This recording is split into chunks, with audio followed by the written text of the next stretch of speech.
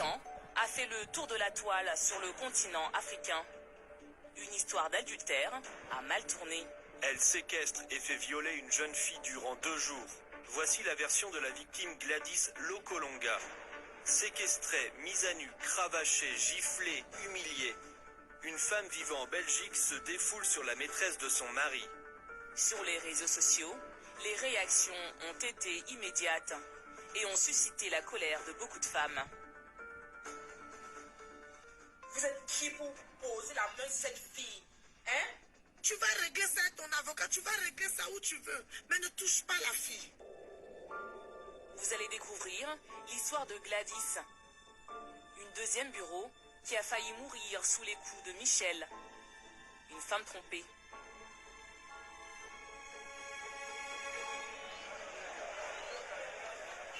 Lupin, à 3 km de la capitale.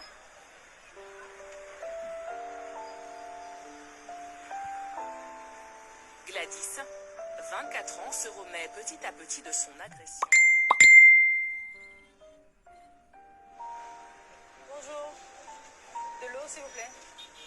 C'est ça. Depuis l'altercation, elle vit chez sa mère. Il y a quelques mois, elle sortait avec Tony, 38 ans, qui vivait en Belgique. Il était marié à Michel, 36 ans, mais Gladys ne le savait pas.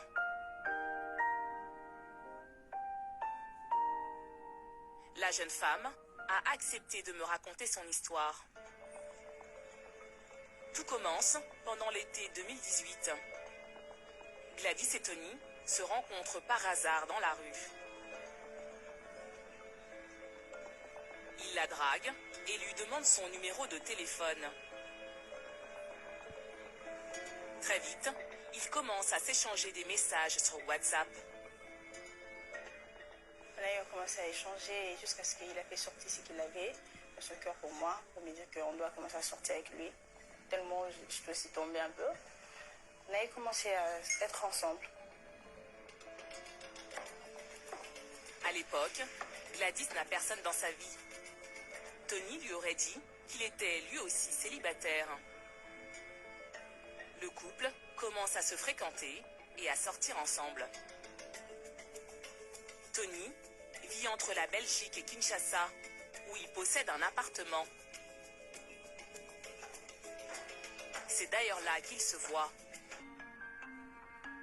Le couple vit une belle histoire d'amour pendant 4 mois, mais elle se fissure quelque temps après. Tony rentre en Belgique et ne donne plus aucune nouvelle, sans raison. Gladys ne cherche pas à comprendre la distance de Tony, mais 2 mois après la rupture, elle reçoit un message. Après un bout de temps, j'ai vu qu'il commence à m'écrire sur Facebook. Oh, je veux plus ton numéro, si tu peux me le renvoyer, ton numéro WhatsApp, parce que je les ai perdus. Je lui remets mon numéro. C'est Michel, la femme de Tony, qui échange avec Gladys en utilisant un faux profil de son mari. Gladys n'y voit que du feu. Il n'y avait aucune différence, je crois. Il n'y avait aucune différence. On s'est parlé, on s'est parlé, même s'il y avait un peu de différence, mais je ne pourrais pas croire et je ne pourrais pas avoir l'idée. Parce que je sais que le numéro, c'est à lui, même le profil, c'est à lui, donc je n'avais pas vraiment d'idée. Michel vient de tendre un piège à Gladys et veut se venger. Elle quitte la Belgique avec son mari et se rend à Kinshasa. À son arrivée, elle donne rendez-vous à Gladys dans l'appartement où le couple illégitime se voyait. Michel, qui se fait toujours passer pour Tony, lui envoie un chauffeur pour s'y rendre. Lorsque Gladys arrive dans l'appartement, Michel, la femme officielle de Tony, est en furie. Elle veut des explications.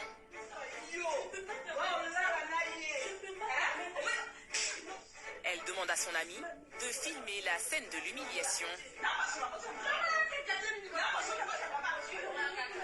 Michel exige que Gladys se déshabille. Mais Gladys refuse. Elle ne comprend pas ce guet-apens.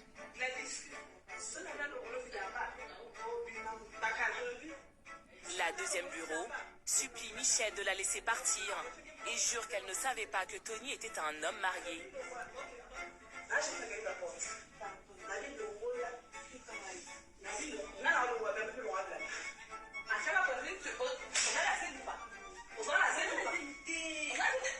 Michel est persuadée que Gladys était enceinte.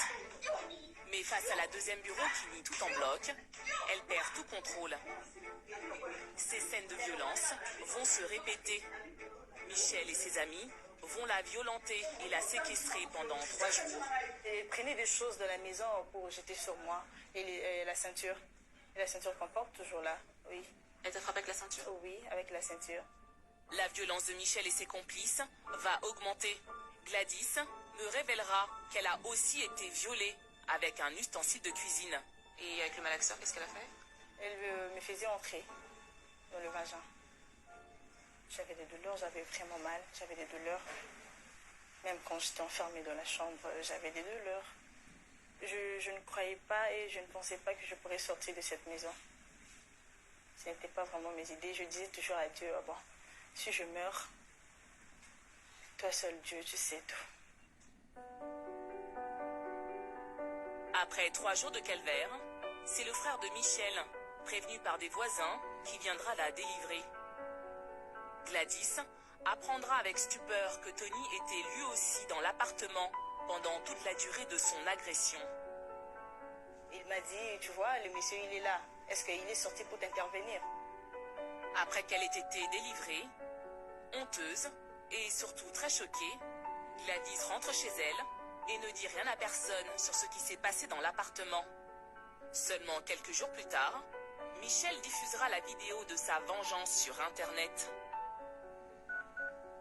J'ai essayé de joindre Michel et surtout Tony pour connaître leur version des faits.